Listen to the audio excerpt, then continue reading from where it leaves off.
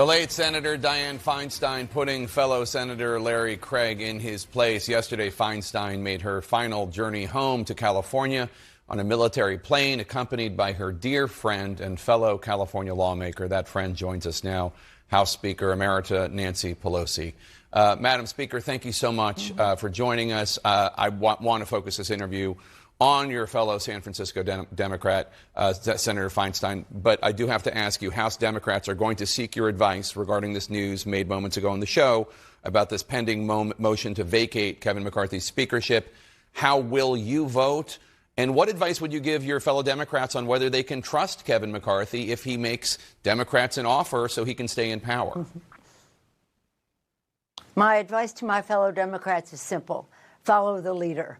Hakeem Jeffries has done a great job. Yesterday, we had a victory in the continuing resolution. It was a victory for Democrats, a defeat for the MAGAs. And I would say this one thing, listening to your conversation, if that's a conversation, you're back and forth there. It's such a fraud when they start, the basis of this is about spending. These are people who gave a tax cut to the richest people in America to the cost of $2 trillion to our national debt when what's-his-name was president of the United States. $2 trillion to the national debt. And that was to give 83% of the benefits to the top 1%. They're on the prowl for Medicare, Medicaid. They in their bill, they would cut a huge amount, almost a third of the administration of Social Security to help meet the needs of beneficiaries who have questions and the rest. So they and huge cuts in nutrition for WIC, women, infant, and children. It's not about the budget. It's about a values debate.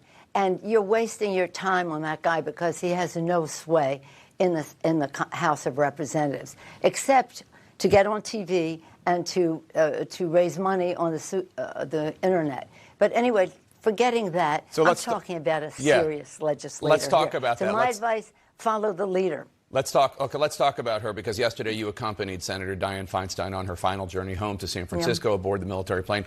It must have been a difficult journey. What was going through your mind during the flight?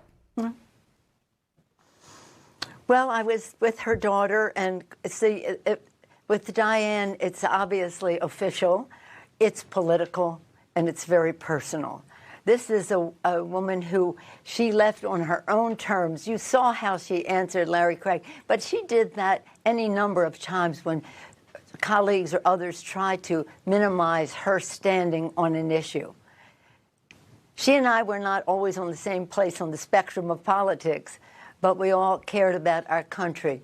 And she, again, reached across the aisle all the time, would negotiate with anyone for our great state of California, brought home the bacon, respected our natural resources, the forest, the deserts, the ocean, the lakes, and the beautiful diversity of our people. She was an icon. She almost is more than an icon, because that's become almost a cliche. She came into office under such to the mayorship, such awful circumstances, and she unified the city. She gave comfort, and then right then we go into HIV/AIDS. So whether it's LGBTQ, women's rights, whatever it is, she has been a thoughtful, constructive, effective, productive leader and of national status. But still, for me, I can hardly talk about her without, because she's my neighbor, my friend, my family loves her, personally, politically, in every way. We used to always say, if Dianne and I ran against each other, my daughter Nancy would probably vote for Dianne. That was the love that existed. But love is a good word for her, because she loved people, she loved California, she loved America, and to bring her home in the grand way that we did, thank you, President Biden, draped in the flag. She was such a patriot. Be welcomed by the men and women in uniform as she came off the plane. Her daughter Catherine and granddaughter Eileen and son-in-law were there to welcome her personally. But officially, the city welcomed her. And, of course, everyone personally did as well. We heard so many wonderful stories, personal stories. Senator Gillibrand has this very moving story about how Senator Feinstein was just a very personal mentor to her. Taking her under her wing when she arrived in the Senate, and then creating this very giant memo about how to be a senator that she really took time to make. Is there any personal story that you think back on when you think of her and your relationship with her? Oh, so many. But as I say, in that case, it's personal, neighbors, and as then political and official. But I do think one story, it's not about me, it's more about my daughter Christine, and that is, Christine was chair of the Women's Caucus of the California Democratic Party, which is my political home, and there are probably 1,500 women in the Women's Caucus.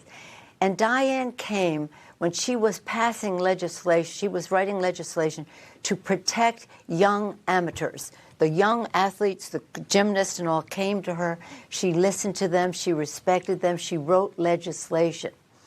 And why I bring up the Women's Caucus is she went to the Women's Caucus to talk about writing this bill, listening to these young girls who had been sexually abused or harassed and the rest. And she told them that this was about the safety of these girls. It was about the freedom of these girls to be who they wanted to be. And it was about the choice of them to, again, be the mistresses of their fate in terms of their reproductive freedom. But the point was, it was a master class because she showed them freedom, safety, choice. It's all connected.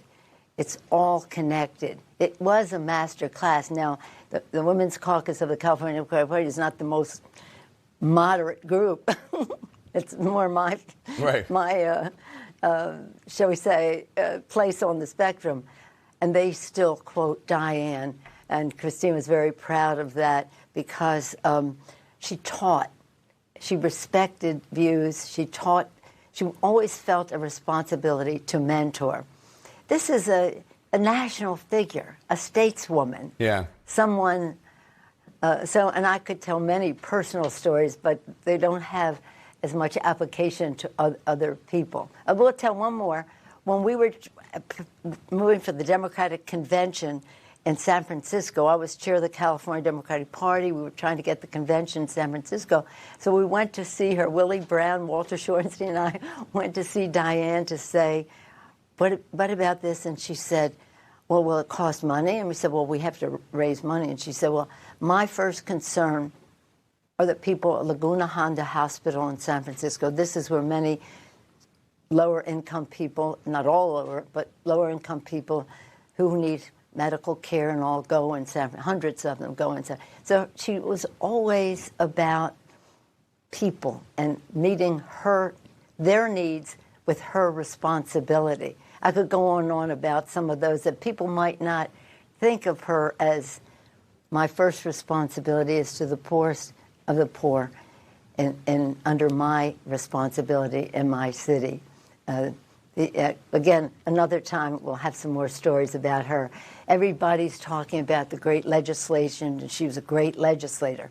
The gun violence, she saved lives. She saved people's lives. It was passed. Imagine, she was in Congress 1 year. She came 93. In 94, she passed the assault weapon ban, and then it was reinstated, and then it went away. But while it was there, it saved lives. How many people can make that claim? Yeah. Madam Speaker, thank you so much. And condolences to you and to Senator Dianne Feinstein's loved ones and friends. Thank you so much. Let me just say that some of the senators said that maybe her departure and the sadness that went with us focused people more on let's get the job done to keep government open for the people. Well, may her memory be a blessing. Thanks for joining us today. Appreciate it. May she rest in peace. Thank you.